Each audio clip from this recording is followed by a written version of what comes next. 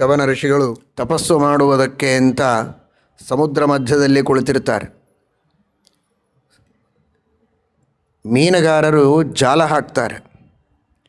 ಜಾಲದಲ್ಲಿ ಮೀನು ಬರುವುದರ ಜೊತೆಗೆ ಚವನ ಋಷಿಗಳು ಬಂದುಬಿಡ್ತಾರೆ. ಅವರಿಗೆ ಬಹಳ ಭಯ ಆಯಿತು. ಏನು ಮಾಡಬೇಕು, ಇಂತಹ ಋಷಿಗಳು ಜಾಲದಲ್ಲಿ ಸಿಲುಕಿಬಿಟ್ರಲ್ಲ, ಏನು ಶಾಪ ಕೊಡ್ತಾರೋ ಏನೋ ಅಂತ. ಮಹಾತಪಸ್ವಿಗಳು ಋಷಿಗಳು ಕೂಡಲೇ ಹೋಗಿ ರಾಜನಿಗೆ ತಿಳಿಸ್ತಾರೆ. ನಾಹುಷ ಅವನಿಗೆ ತಿಳಿಸಿದರೆ ರಾಜ ಬಂದ, ತಪ್ಪಾಗಿದೆ ಕ್ಷಮಾ ಮಾಡಬೇಕು ಅಂತ. ನೋಡಿದರೆ ತಪ್ಪು ಮಾಡಿದ್ದು ರಾಜ ಅಲ್ಲ, ಆ ಮೀನುಗಾರರು ಜಾಲ ಹಾಕಿ ತಪ್ಪು ಮಾಡಿದ್ದು. ಆದರೆ ಪ್ರಜೆಗಳು ತಪ್ಪು ಮಾಡಿದರೆ ಆ ತಪ್ಪನ್ನು ತನ್ನ ಹೆಗಲ ಮೇಲೆ ತೆಗೆದುಕೊಂಡು ಅದಕ್ಕೆ ಪ್ರಾಯಶ್ಚಿತ್ತ ಮಾಡಿಕೊಳ್ಳುವುದಕ್ಕೆ ರಾಜ ಸಿದ್ಧನಾಗಿದ್ದಾನೆ. ಪ್ರಜೆಗಳು ಏನಾದರೂ ಒಳ್ಳೆಯ ಕೆಲಸ ಮಾಡಿದರೆ ಕೀರ್ತಿ, ನನ್ನ ರಾಜ್ಯದ ಪ್ರಜೆಗಳು ಇಂತಹ ದೊಡ್ಡ ಕೆಲಸ ಮಾಡಿದ್ದಾರೆ ಅಂತ ಹೇಳಿಕೊಳ್ಳುವುದಕ್ಕೆ ರಾಜನಿಗೆ ಬೇಕು. ಅವರು ಪಾಪ ಮಾಡಿದರೆ, ತಪ್ಪು ಮಾಡಿದರೆ ಮಾತ್ರ ನನಗೆ ಸಂಬಂಧವಿಲ್ಲ ಅಂತ ಹೇಳುವಂತಿಲ್ಲ. ಅದನ್ನು ತನ್ನ ಮೇಲೆ ತೆಗೆದುಕೊಂಡು ಚವನ ಋಷಿಗಳಿಗೆ ಕೇಳಿದ, ಏನು ಮಾಡಬೇಕು ಹೇಳಿ, ತಪ್ಪಾಗಿದೆ. ಚವನ ಋಷಿಗಳು ಏನು ಹೇಳಬೇಕು? ಅವರಂದರು, ಈಗ ನನ್ನನ್ನು ಇವರು ಹಿಡಿದಿದ್ದಾರೆ, ಅವರಿಗೆ ಬೇಕಾದದ್ದು ಮೀನು. ಇವತ್ತು ಅದರ ಸ್ಥಾನದೊಳಗೆ ನಾನು ಸಿಕ್ಕೊಂಡೆ. ನನಗೆ ತೊಂದರೆ ಆಯಿತು ಅಂತ ನನಗೆ ದುಃಖ ಇಲ್ಲ, ಇವತ್ತಿನ ಅವರ ಹೊಟ್ಟೆಯ ಆಹಾರ ತಪ್ಪಿ ಹೋಯ್ತಲ್ಲ ಅಂತ ನನಗೆ ದುಃಖ. ಯಾಕೆಂದರೆ ಮೀನು ಬಂದಿದ್ದರೆ ಅವರ ಹೊಟ್ಟೆ ತುಂಬ್ತಿತ್ತು, ನಾನು ಬಂದಿದ್ದಕ್ಕೆ ನನ್ನನ್ನು ತಿನ್ನೋ ಹಾಗಿಲ್ಲ. ಇವತ್ತು ಅವರಿಗೆ ಉಪವಾಸ ಆಯಿತು. ಹೌದಾ, ಹಾಗಾದರೆ ಏನು ಮಾಡಬೇಕಂತೀರಿ? ಏನಿಲ್ಲ, ನನ್ನ ಬದಲಾಗಿ ನನ್ನದೇನು ಬೆಲೆಯೋ ಅಷ್ಟು ಅವರಿಗೆ ಕೊಟ್ಟುಬಿಟ್ರೆ ಅವರೇನೋ ಒಂದು ಹೊಟ್ಟೆ ತುಂಬಿಕೊಂಡು ಉಪಜೀವನ ಮಾಡಿಕೊಂಡು ಇರ್ತಾರೆ. ಅದಕ್ಕೆ ಸರಿಯಾದ ಬೆಲೆ ಅವ್ರಿಗೆ ಕೊಟ್ಬಿಡು. ಓ ಇಷ್ಟೇನಾ, ಏನೋ ದೊಡ್ಡ ಶಾಪ ಕೊಡ್ತೀರಿ ಅಂತ ತಿಳ್ಕೊಂಡಿದ್ವಿ. ಮಹಾತಪಸ್ವಿಗಳು ಸಮುದ್ರದೊಳಗೆ ಕುಳಿತು ತಪಸ್ಸು ಮಾಡೋದು ಅಂದರೆ ಎಷ್ಟು ಕಷ್ಟ. ಸರಿ, ಏನು ಕೊಡ್ಬೋದು? 1,000 ರೂಪಾಯಿ ಕೊಟ್ಬಿಡ್ತೇನೆ ಎಂದ. ಚವನ ಋಷಿಗಳಿಗೆ ಬಲು ಕೋಪ ಬಂತು. ಇಷ್ಟೊತ್ತು ನಿಧಾನವಾಗಿ ಮಾತಾಡಿದ್ರು, ರಾಜನಿಗೂ ಖುಷಿಯಾಗಿತ್ತು. 1,000 ರೂಪಾಯಿನ, ನನ್ನ ಬೆಲೆ ಇಷ್ಟೇ ಆಯಿತಾ, ಮುಗದೇ ಹೋಯ್ತಾ? ನನ್ನ ಬೆಲೆ 1000 ಅಂತ ಮಾಡಿಬಿಟ್ಟ್ಯಾ ನೀನು, ಮರ್ಯಾದೆ ತೆಗಿತಾ ಇದ್ದಿ ಅಂತ. ರಾಜನಿಗೆ ಗಾಬರಿ ಆಯಿತು. ಅಯ್ಯೋ, ಋಷಿಗಳಿಗೆ ಕೋಪ ಬಂತು ಅಂತ. 1,00,000 ಅಂದ, ಕೋಟಿಯಿಂದ, ಅರ್ಧ ರಾಜ್ಯ ಅಂದ, ಸಂಪೂರ್ಣ ರಾಜ್ಯವನ್ನೇ ಕೊಡ್ತೇನೆ ಅಂದ. ಚವನ ಋಷಿಗಳು ಒಪ್ತಾ ಇಲ್ಲ. ರಾಜನಂದ, ಇನ್ನು ಉಳಿತೇನೆ, ನಾನೊಬ್ಬ ರಾಜ, ನನ್ನ ಕೈಯಲ್ಲಿರೋದೊಂದು ರಾಜ್ಯವನ್ನು ಅವನು ಎಷ್ಟು ದೊಡ್ಡ ಮನಸ್ಸು ನೋಡಿ. ಒಬ್ಬ ಋಷಿಯ ಮನಸ್ಸಿಗೆ ನೋವಾಗಬಾರದು. ಒಬ್ಬ ತತ್ವಜ್ಞಾನಿ, ಒಬ್ಬ ಭಗವದ್ಭಕ್ತ, ಅವನ ಮನಸ್ಸಿಗೆ ಕೋಪವಾದರೆ ನನಗಲ್ಲ ಇಡೀ ಕುಲಕ್ಕೆ, ರಾಷ್ಟ್ರಕ್ಕೇನೆ ಅಹಿತ. ಅಂತಹ ಒಬ್ಬ ತಪಸ್ವಿಯ ಮನಸ್ಸಿಗೆ ನೋವಾಗಬಾರದು ಅನ್ನುವುದಕ್ಕೆ ರಾಜ್ಯವನ್ನೇ ಕೊಡ್ತೇನೆ. ಯಾರಾದರೂ ರಾಜರಾಗಲಿ ತೊಂದರೆ ಇಲ್ಲ, ಆದರೆ ಸುಖವಾಗಿರಲಿ ಅಂತನ್ನೋದಕ್ಕೆ ಅಷ್ಟು ದೊಡ್ಡ ತ್ಯಾಗ ಏನೋ ಮಾಡಿದ. ಆದರೆ ಈ ಮಹಾನುಭಾವರು ಒಪ್ತಾ ಇಲ್ಲ, ಅದು ನನ್ನ ಬೆಲೆಯೇ ಅಲ್ಲ ಅಂದರು. ಭಾಳ ಸಣ್ಣದಾಯಿತು.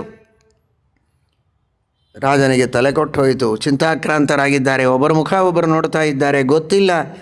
ಆಗ ಒಬ್ಬ ಬ್ರಾಹ್ಮಣ ಅದೇ ದಾರಿಯಲ್ಲಿ ಹೊಂಟಿದ್ದ. ಏನು ದೊಡ್ಡ ಚಿಂತೆಯ ಲಕ್ಷಣಗಳು ಮುಖದ ಮೇಲೆ ಕಾಣಿಸ್ತಾ ಇವೆ, ಏನಂಥ ದೊಡ್ಡ ಸಮಸ್ಯೆ ಹೀಗಿದೆ ಅಂತ ಹೇಳಿದಾಗ ಅವನಂದ, ನಾನು ಹೇಳ್ತೇನೆ ಅದಕ್ಕೆ ಉತ್ತರ ಅಂದ. ಏನು? 1 ಆಕಳು ಕೊಟ್ಟುಬಿಡು, ಅವರ ಬೆಲೆ ಎಂದರು. ಒಂದೇ ಒಂದು ಆಕಳು ಕೊಡು ಅಂತ. ಅಷ್ಟು ಹೇಳಿದರೆ ಚವನ ಋಷಿಗಳು ಕುಣಿತಾ ಇದ್ದಾರೆ, ನಗ್ತಾ ಇದ್ದಾರೆ, ಆನಂದ ಆಯ್ತು ಅವರಿಗೆ. ಇದು ಸರಿಯಾದ ಬೆಲೆ ಎಂದರು. ಯಜ್ಞವನ್ನು ಮಾಡುವುದಕ್ಕೆ, ಮಂತ್ರ ಹೇಳುವುದಕ್ಕೆ ಅಂತ ನಮ್ಮನ್ನು ಸೃಷ್ಟಿ ಮಾಡಿದರು ಬ್ರಹ್ಮದೇವರು ಬ್ರಾಹ್ಮಣನನ್ನು. ಆ ಯಜ್ಞದಲ್ಲಿ ಬೇಕಾದ ಹವಿಸ್ಸನ್ನು ಸಿದ್ಧಪಡಿಸುವುದಕ್ಕೆ ಅಂತ ಗೋವನ್ನು ಸೃಷ್ಟಿ ಮಾಡಿದ್ದಾರೆ. ನಾವಿಬ್ಬರೂ ಯಜ್ಞವನ್ನು ಮಾಡುವುದಕ್ಕೆ ದೇವರಿಂದ, ಬ್ರಹ್ಮದೇವರಿಂದ ಹುಟ್ಟಿಸಲ್ಪಟ್ಟವರು. ನಮ್ಮದೆಲ್ಲ ಒಂದೇ ಕಾರ್ಯ. ಹೀಗಾಗಿ ನಮಗೆ ಅದು, ಅದಕ್ಕೆ ನಾವು ಸರಿ. ಆದ್ದರಿಂದ ನಮ್ಮಂತಹ ಋಷಿಗಳಿಗೆ, ತಪಸ್ವಿಗಳಿಗೆ ಸರಿಯಾದ ಬೆಲೆ ಅಂದರೆ ಅದು ಆಕಳು ಅಂತ ಚವನ ಋಷಿಗಳು ಸಂತೋಷ ಪಡ್ತಾರೆ ಅಂತ ಮಹಾಭಾರತದಲ್ಲಿ ಈ ಮಾತನ್ನು ನಾವು ಕೇಳ್ತೇವೆ. ಅಂತಹ ಮಹಾ ತಪಸ್ವಿಗಳಾದ ಚವನ ಋಷಿಗಳು ಆ ಗೋವುಗಳ ಮಹಿಮೆ ಇಷ್ಟು ಅದ್ಭುತ ಅಂತ ತೋರಿಸಿಕೊಟ್ಟಿದ್ದಾರೆ. ಲಕ್ಷ್ಮೀದೇವಿ ಜಗನ್ಮಾತೆ, ಪರಮಾತ್ಮನ ನಂತರದ ಸ್ಥಾನ, ಅವಳಿಗಿಂತ ದೊಡ್ಡವರು ದೇವರನ್ನು ಬಿಟ್ಟರೆ ಯಾರಿದ್ದಾರೆ? ಆದರೆ ಗೋವುಗಳ ಮಹತ್ವವನ್ನು ತೋರಿಸುವುದಕ್ಕೆ ಮಹಾಭಾರತ ಹೇಳುತ್ತದೆ, ಲಕ್ಷ್ಮೀದೇವಿ ಬೇಡಿಕೊಳ್ತಾಳಂತೆ, ನನಗೊಂದು ಸ್ಥಾನ ಕೊಡು ನಿನ್ನೊಳಗೆ ಅಂತ. ಗೋವು ಹೇಳುತ್ತದಂತೆ, ಕಾಮಧೇನು ಸ್ಥಾನವೇ ಇಲ್ಲ, ಹೌಸ್ಫುಲ್, ಎಲ್ಲಿ ಕೊಡಬೇಕು ನಿನಗೆ ಸ್ಥಾನ? ಎಲ್ಲ ವೇದಾಭಿಮಾನಿ ದೇವತೆಗಳು, ಗಂಧರ್ವರು, ಯಕ್ಷರು, ಸಿದ್ಧರು, ಕಿನ್ನರರು, ನಾನಾ ವಿಧವಾದಂತಹ ನನ್ನ ಅಂಗಾಂಗಗಳನ್ನು ಆಶ್ರಯಿಸಿಕೊಂಡಿದ್ದಾರೆ, ಈಗೇನೂ ಸ್ಥಳ ಇಲ್ಲ, ಒಂದು ಸ್ಥಾನ ಕೊಡು, ಹಾಗನ್ಬೇಡ ಅಂತ ಬೇಡಿಕೊಂಡಳಂತೆ ಲಕ್ಷ್ಮಿ. ಕೊನೆಗೆ ಉಳಿದದ್ದೊಂದು ಗೋಮಯ, ಅದರೊಳಗೆ ಇರ್ತಿದ್ರೆ ಇರು ಅಂತ. ಸಾಕು, ಅಲ್ಲಿಯೇ ಇರ್ತೇನೆ ಅಂತ ಗೋಮಯದಲ್ಲಿ ಮಹಾಲಕ್ಷ್ಮೀ ದೇವಿ ಸನ್ನಿಹಿತಳಾಗಿದ್ದಾಳೆ ಅಂತ ಮಹಾಭಾರತ ವರ್ಣನೆ ಮಾಡುತ್ತದೆ. ಅನ್ನೋದಕ್ಕಾಗಿಯೇ ಗೋಮಯದಿಂದ ಸಾರಿಸಿದರೆ ಪವಿತ್ರ ಅಂತ. ಇನ್ನಿತರ ಪಶುಗಳ, ವ್ಯಕ್ತಿಗಳ, ಪ್ರಾಣಿಗಳ ಮಲಮೂತ್ರಗಳ ಸಂಬಂಧ ಆದರೆ ಸ್ನಾನ ಮಾಡಬೇಕು, 10 ಸಲ ತಿಕ್ಕೊಳ್ಬೇಕು. ಮೃತ್ತಿಕೆ ಹಚ್ಚಿ ಇವತ್ತಿನ ಕಾಲದವರು ಸೋಪ್ ಹಚ್ಚಿ ತಿಕ್ಕೊಳ್ತಾರೆ. ತಿಕ್ಕಿ ಸ್ವಚ್ಛ ಮಾಡಿಕೊಳ್ಬೇಕು. ಯಾಕೆಂದರೆ ಏನೋ ಹೊಲಸತ್ತು ಅಂತ.